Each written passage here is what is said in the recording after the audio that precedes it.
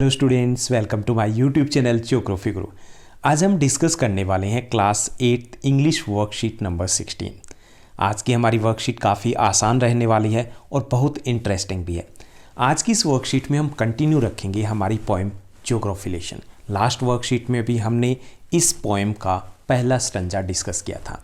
आज की वर्कशीट में हम सेकंड स्टंजा है वो समझने की कोशिश करेंगे और उसके बेस पर कुछ इजी क्वेश्चन दिए गए जिनको हम सॉल्व करेंगे। चलिए शुरुआत करते हैं। As it is visible on your screen, this is worksheet number 16. Our subject English and date 18th of November 2020. Our poem is Geographilation. In the last worksheet, you read a poem about the perspective of a man who sees the city from above.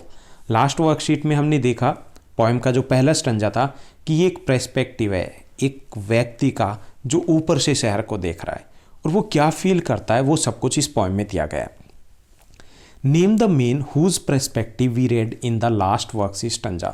हमें बताना है कि last worksheet में और आज की worksheet में हम किस व्यक्ति की बात कर रहे हैं। कौन है जो बता रहा है कि अर्थ कैसी दिखती है ऊपर से, शहर कैसे दिखते हैं ऊपर से, तो वो है इस पोएम के poet Zulfikar Ghosh. Now let's read the remaining poem. जो सेकंड स्टंजा वो हमें रीड करना है and after that we will discuss the question answer. The poet is sitting in the jet aeroplane में है and when the jet rose 6 miles high, कि जब जो जेट एरोप्लेन है वो 6 मील ऊपर की तरफ था, it was clear that the earth was round. एक चीज़ क्लियर हो चुकी थी जो बिल्कुल साफ थी कि the earth was round, that earth is round, कि पृथ्वी गोल है and that it had more seas than land. और एक और चीज़ जो उसको समझ में आई वो ये कि अर्थ के ऊपर पानी ज़्यादा है, लैंड कम है।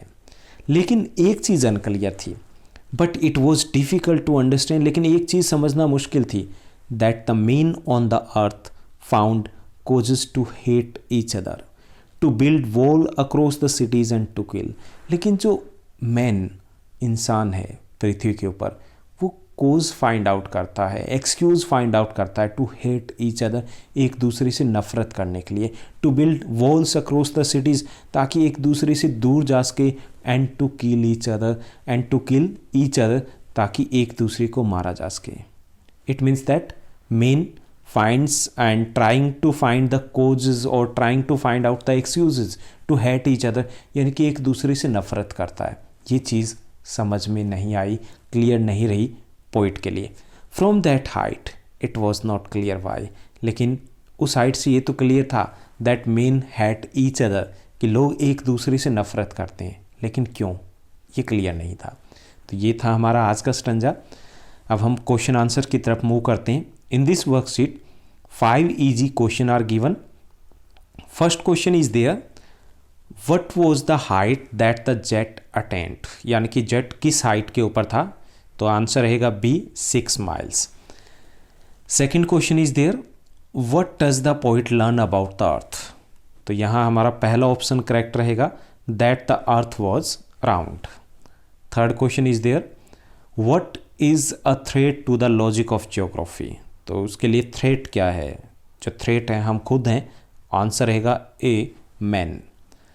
Fourth question is there, make a list of the rhyming words from the above mention stanza. Above mention stanza उसमें से हमें राइमिंग वर्ड्स है वो फाइंड आउट करने, high, why, land, understand, round, found, that, hate. Fifth question is there, state one thing that become clear and one thing that remains unclear to the poet, कि एक चीज़ वो बतानी जो clear हो गई और एक चीज़ वो बतानी है जो क्लियर नहीं हुई। It was clear that the earth was round, but it was unclear that why people hate each other. लेकिन ये क्लियर नहीं हो पाया कि लोग एक दूसरे से नफरत क्यों करते हैं। तो ये थी हमारी आज की आसान सी वर्कशीट।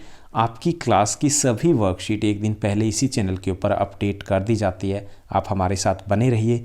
इस चैनल को अपने फ्रेंड्स के साथ, टीचर्स के साथ शेयर भी ज़रूर कीजिएगा और हाँ, एक छोटा सा कमेंट भी। Thank you, bye bye, have a nice day.